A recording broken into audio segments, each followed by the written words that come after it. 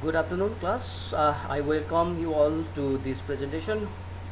We are still doing with the colligative properties. In this topic, in this presentation, I'm going to describe elevation of boiling point, that is ebullioscopy. We abbreviate it as delta TV, and depression in freezing point, that is called cryoscopy, delta TF. So these two topics will be discussed here, and we are going to see some numerical problems as well. The temperature at which the equilibrium vapor pressure of a liquid becomes equal to atmospheric pressure is called boiling point. For instance, the boiling point of pure water is 373 Kelvin, that is 100 degrees Celsius. It means that at 373 Kelvin, the vapor pressure of water is equal to the atmospheric pressure. That is why the water starts to boil at that temperature. Now, when solute is dissolved in water, its boiling point is raised. This increase in boiling point is called elevation of boiling point, that is delta TB. It is usually measured by Potterell's method. It is a colligative property because it depends on the number of solute particles that are present in the solvent. Let T naught B be the boiling point of pure solvent.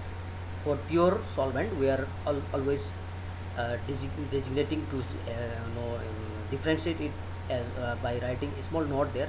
So T naught B, boiling point of pure solvent at 1 atmosphere. Since the vapor pressure of pure solvent is lower than 1 atmosphere, it will not boil. Now, on increasing the temperature, say temperature is increased to TB, the vapor pressure of solution raises to 1 atmosphere and it becomes equal, and the solution starts to boil. Mathematically, boiling point elevation, that is delta TB, is equal to TB minus T naught B. Since the elevation of boiling point is a colligative property, it directly is proportional to the lowering of vapor pressure. So, elevation of boiling point is directly proportional to lowering of vapor pressure. That means the difference between vapor pressure of pure solvent and vapor pressure of solution. T naught B equals to Kb. We are going to remove that proportionality sign and introduce Kb. So into P naught S minus Ps. Also, P naught S minus Ps is directly proportional to the number of moles of solutes. We know that T naught B is equal to Kb, number of moles of solute. Elevation of boiling point is directly proportional to the molar concentration. Thus, delta Tb is directly proportional to the molality. Delta Tb equals to Kb Mo, because Mo is molality. Where now delta Tb is elevation of boiling point, Kb is molar elevation constant. We also call it as ebullioscopic constant, and M naught is molality of the solution. When 1 mole of solute is dissolved in 100 grams of solvent, then molality is 1. Then directly we can say that delta TB is equal to the molar constant Kb. Thus, molar elevation constant is defined as elevation in boiling point when the molality of the solution is unity. The units are Kelvin molar per molar, or centigrade per molar, or Kelvin kg per mole. The molality is expressed as M naught. Now you know how to calculate molality, number of moles of the solute, mass of the solvent in kg. Equation 1 can also be written as the equation 1. The earlier case equation 1 is delta Tb is equal to K naught Kb into W by M over W over where delta Tb is elevation of boiling point, Kb is molar constant, W weight of the solute in grams, M molecular mass of the solvent in grams, and W is weight of the solvent in grams. Let's see the numerical problems. So to solve these numerical problems, basically we will be using this equation. The boiling point of chloroform was raised by 0.323 degrees Celsius when 0.5143 gram of anthracene was dissolved in 35 gram of heat. Calculate the relative molecular mass of anthracene if the Kb, that is ebullioscopic constant for chloroform, is 3.9. Now from the equation, from the question, we get following information we get. Now using that equation, substitute, and then we calculate, we get the answer 177.423 grams. Some questions are solved here. Please go through these questions. If you have any problems, please comment it below in the classroom comment section. Let's see next topic. Depression of freezing point, that is called cryoscopy or delta TF. Depression of freezing point.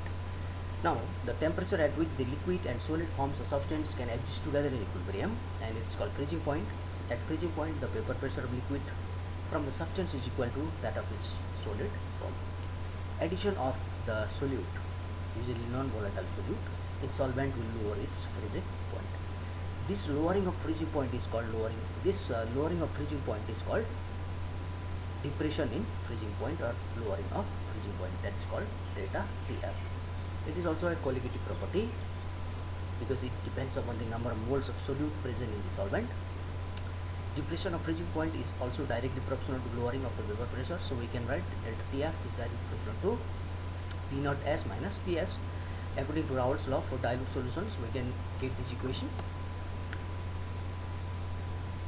Relative lowering of vapor pressure is equal to W by M into M W. Simplify the equation by taking this P naught S that side, so everything will multiply here. Since P naught S M is constant for particular solvent, we can remove that constant and rewrite equation 2S. P naught S, the difference, the relative lowering of vapor pressure. The lowering of vapor pressure is directly proportional to W over M W. That is equation 3. Comparing equation 1 and 3, we can get equation like this, because the difference is the delta TF. The quantity W, the M by MW represents molality. If W, weight of the solvent, is equal to 1 kg, so equation 4 can also be written as delta TF is directly proportional to molality. Delta TF is equal to Kf molality, where Kf is the depression, Kf is the molar depression constant. Likewise, we have in earlier case we had Tf, Kt like that. Delta Tf, depression in freezing point, Kf molar depression constant, cryoscopic constant, and M naught is molality of the solution. Here also, if the molar depression constant is 1, then we can write delta TF is equal to Kf. The units, similar units as in the rear case. Depression of freezing point can also be used to determine the molecular mass of the solute, M naught, so number of moles of the solute, mass of the solvent in kg, W, that is M over W. We can rewrite the above equation as M naught equals to now W by M over W over 1000. So that is equation 6. We can substitute equation 6 in 5, and we can get a final equation. Delta TF equals to Kf into W by M, where whole thing divided by W over 1000. So this is how we derive this equation. And this depression in freezing point is usually measured by a method called Beckmann's method. The difference in freezing point, freezing temperatures of pure solvent and solution gives the depression in freezing points. Mathematically, delta TF is equal to the freezing point of pure solvent over freezing point of the solvent with solute, where delta TF is depression freezing point, delta TF freezing point of pure solvent, and freezing point of the solution. And instrument that we use is Beckmann's thermometer to measure it. Now, using this equation, the earlier case equation, we are going to solve some numerical problems. Number 1, let's see number 1. 7.5 grams of a substance is dissolved in 75 grams of water, and it lowered the freezing point of water by 1.2 degrees Celsius. We have to calculate the relative molecular mass of the substance given Kf of water is 1.86. So by reading the equations, we can get following informations: depression of freezing point, delta TF is equal to 1.2 degrees Celsius, weight of the substance, that is solute, is W 7.5 grams, weight of water, that is solvent, W 75 grams, is given in the equation. Molecular mass of the substance, that is M, we have to calculate, and molar depression constant as given in the equation is 1.86. So using that final equation, substitute it properly, we can calculate the value of M, 155 grams or 1.5 grams. So there are other two more questions. Please go through these questions and try to practice it, understand it, and if you still have problems, please comment in the classroom. Thank you.